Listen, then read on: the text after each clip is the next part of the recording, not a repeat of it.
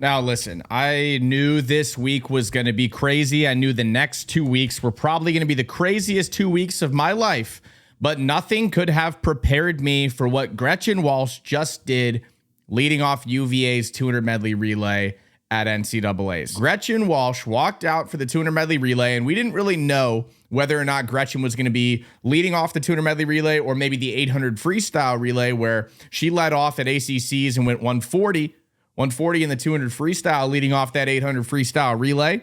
I didn't know if she was going to do both. I actually messaged one of the coaches and was like, hey, where's she going to be here? And he was like, we're not telling. And so I was like, all right, I'm going to record some videos and, leading up to the meet and see if I can get things right. All of my predictions that I recorded before the meet were wrong. Okay, it is 4:19 on March 20th, before the first night of the women's 2024 NCAA Swimming and Diving Championships at the Division I level. And I'm going to make some predictions real quick because I like trying to see into the future. And if you're seeing this, something incredible might have happened. I think Gretchen Walsh is going to lead off the 800 freestyle relay and go 139.07. And then I think she is going to lead off the 200 medley relay doing backstroke and go 22.41 in the 50 backstroke. Two fastest swims of all time for Gretchen Walsh on night one. 2 NCAA records for UVA. Can't believe all of that just happened and now you're watching it. Incredible. All of them. They were terrible. But once again, I could not have ever predicted that someone would lead off the 200 medley relay, regardless of who they are, and break the all-time 50 backstroke. I'll call it an NCAA record in the 50 backstroke by almost a half of a second. Almost a half of a second in a 50. Has that ever happened before? I know I titled the video, "No swimmer has ever done this before," or something like that. That's not even what I'm talking about. It gets even crazier. So Gretchen Walsh leads off this UVA 200 medley relay in 22.10. She's out sub 11 to the 25 with a little bit of a long turn.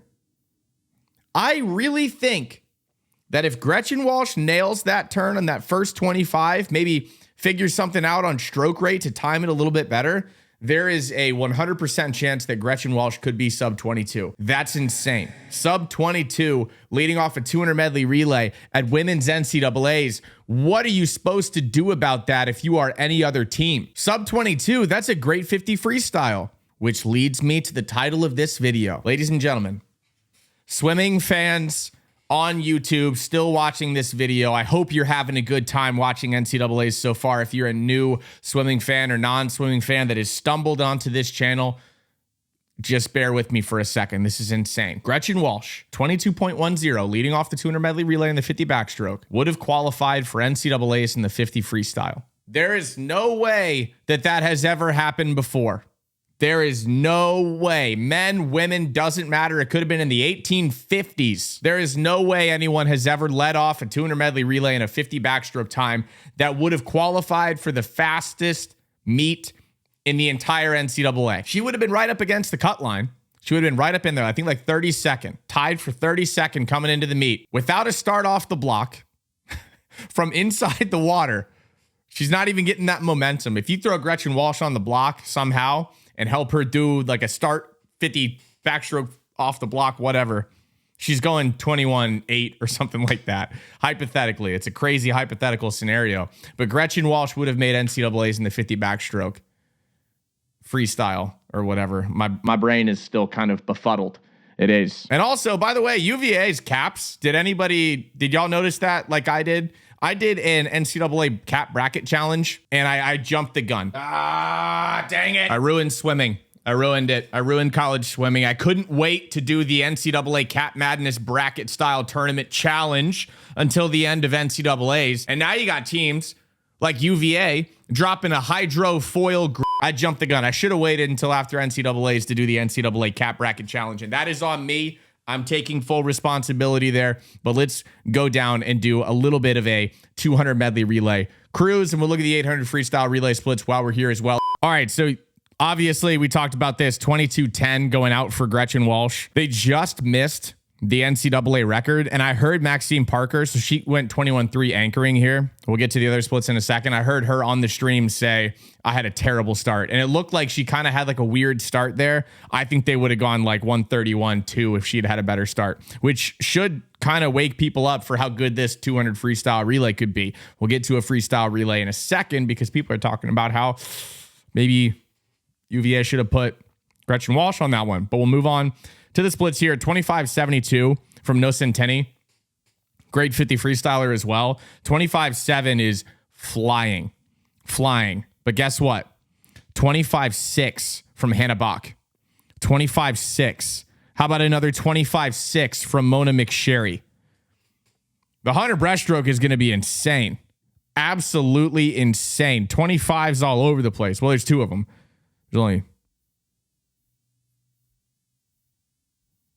There's only two of them, but they're in here. They're not all over the place, but they're in here. 22-3, 50 butterfly split is moving. I mean, look at these splits.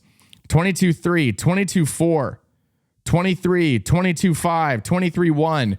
Gretchen Walsh from inside of the water, faster than a swinging 50 butterfly start. I don't know if any 50 flyer in here beat Gretchen. Scroll.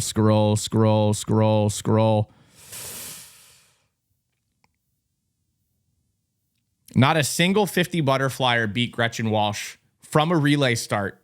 Gretchen starting in the water. Not flat start versus relay start. Let's compare this to the men real quick if you are really a swimming nerd. If not, then let me help you walk through this. I will be your guide. If you lead off in 20.1, 20.0 I think is the fastest 50 backstroke in history. I would love to see somebody go sub 20 point. That would be sick. If you lead off in 20.0, there's a 0% chance you are beating every butterflyer. 0% chance. Jordan Crooks has been 18-9. We've had 19-2s, 19-3s. I think a 19-1 from Nils Korstanji from NC State. It's a full second difference. That's how insane this 50 is, just to kind of clue you in real quick. And also, if you think about how much Gretchen just beat this NCAA 50 split record by, whatever you want to call it, if we apply that same logic to men's swimming, take 0.4, I think it was about 0.4 and change, 0.45 or something like that, or 0.42 off of the current fastest 50 split, you're talking about a guy going 19.6 in the 50 backstroke. That's how ridiculous this just was. And that's how insane Gretchen Walsh is in the short course yards pool. Florida put together a great 800 freestyle relay as well. 141, 141, 142, 143. Bella Sims, 141.0 leading off. How about Poplawski? 141.1. The 200 freestyle is going to be baller. It's going to be great. Tennessee put together a great 800 freestyle relay. A lot of 142s, some 141s. This meet is going to be insane. It is going to be insane. Thank you for watching. Like the video. Gretchen Walsh is almost faster than my best time in the 50 freestyle, but backstroke. Yep. That's reality. That is reality. And I can hardly say the word reality. Thanks for watching. Like the video. Subscribe if you want more videos like this to pop up on your homepage. And I'll see you in the next one. See ya. You ever seen what happens afterwards? I'm still here. Crazy.